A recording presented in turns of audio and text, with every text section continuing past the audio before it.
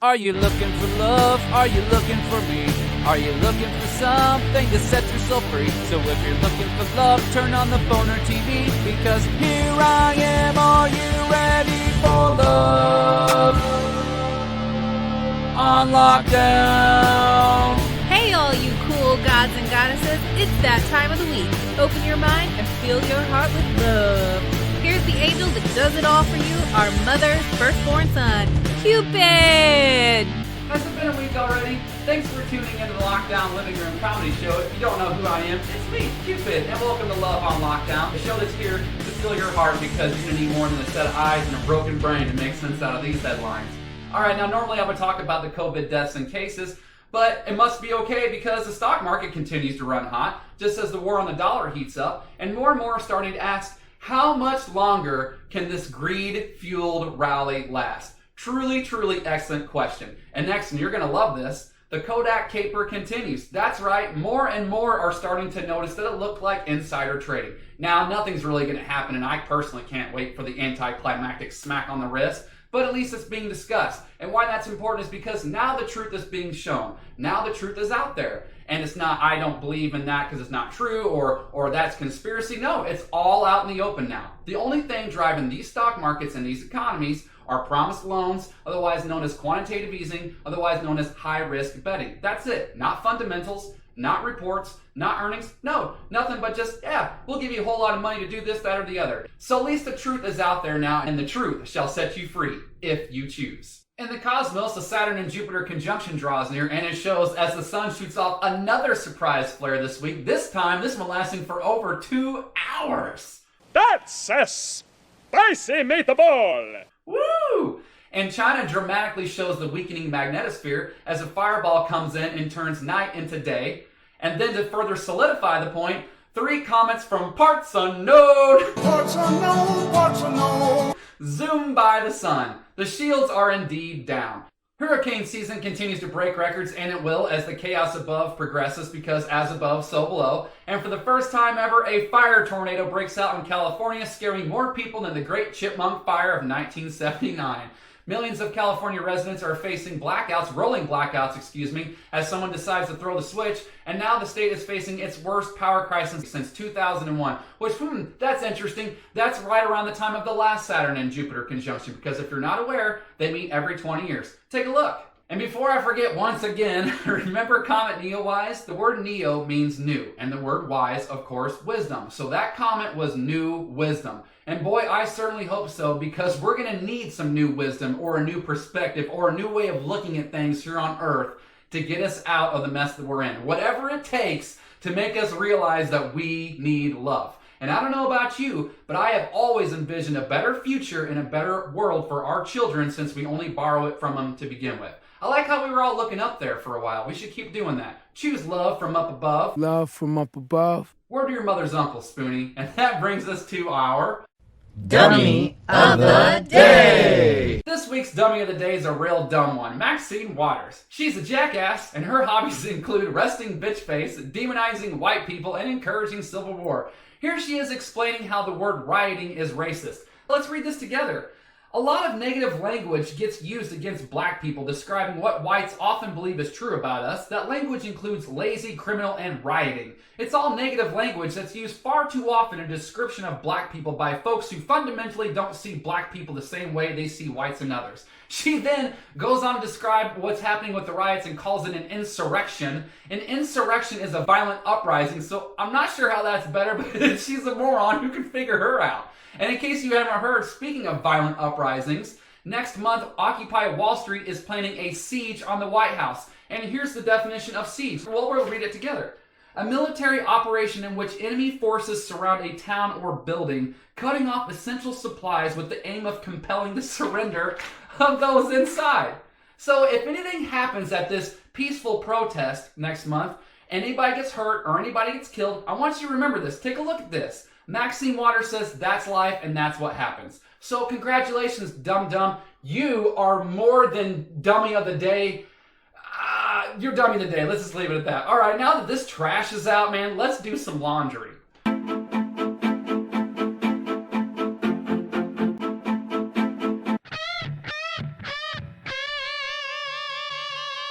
Meet the royal family. They're a bunch of imposters. They're not really royalty. I'm just playing around. They're not even really British, and between you and me, I don't think they're really even human. But look at them. It looks like a fun get-together. That looks like a real fun family outing, doesn't it? And they're just doing what comes naturally to them. That's no surprise to me because they're not British. They are German. See, what happened is that a long time ago, during World War I, the Germans weren't really the most popular people in the world, kind of like in World War II.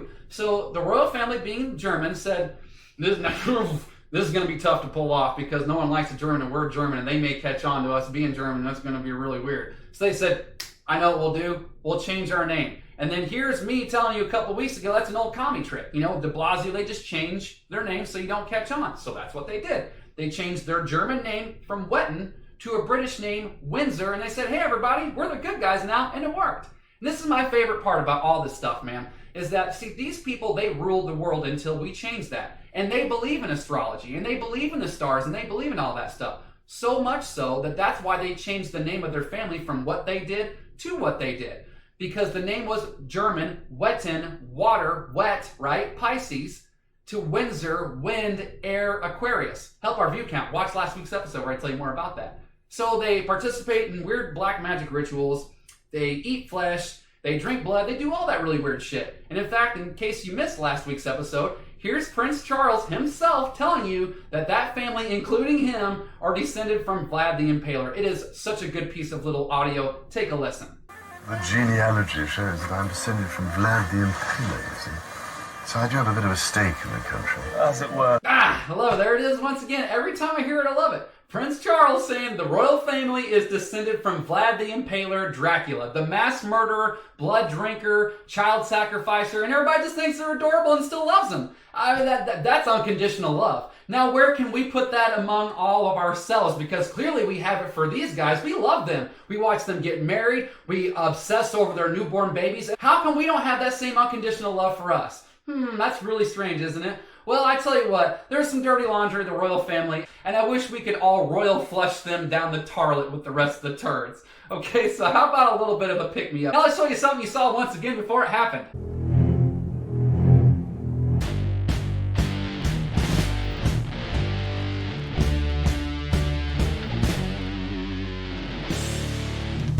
In tonight's You Saw It First predictive programming segment, we've got a special double feature for you.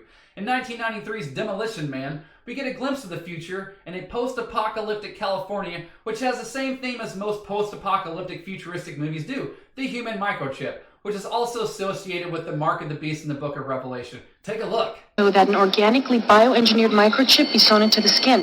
Sensors all over the city can zero in on anyone at any time. What makes that clip even more interesting is that it even shows it in the right hand, which is what the Bible even tells you. So to piggyback on the human microchipping theme, we'll take you 4 years later to 1997 to a movie titled Conspiracy Theory, starring Aaron Pretty Woman Brockovich and Mel Gibson, who has made it abundantly clear that he hates the fake Jews who invented their own Judaism. Yeah, that's because no one likes a phony, do they, Riggs? So here's the movie telling you and predicting almost word for word a headline that came out almost 20 years later. It's amazing. Take a look. The chip for identification so they can track down an animal anywhere he's at? Sensors all over the city can zero in on anyone at any time. You'll insert it under the dog's skin. Engineered microchip be sewn into the skin. And it's kind of like an identification thing. I mean, it's only a small, logical step, so they start putting it in us and our children. Okay, so in case you didn't hear him correctly, he said first the microchipping starts with the animals, and then they want to put it in the people. So now let's read a headline from 2018. Let's read it together. The CEO of the World Olympics Association says he wants to chip his athletes like poodles. That's 2018. The movie I showed you was 1997. Isn't that funny? How much difference 20 years can make? It's insane. What's tomorrow going to bring? You never know around here, do you? So let's talk about some even weirder stuff with the creep of the week.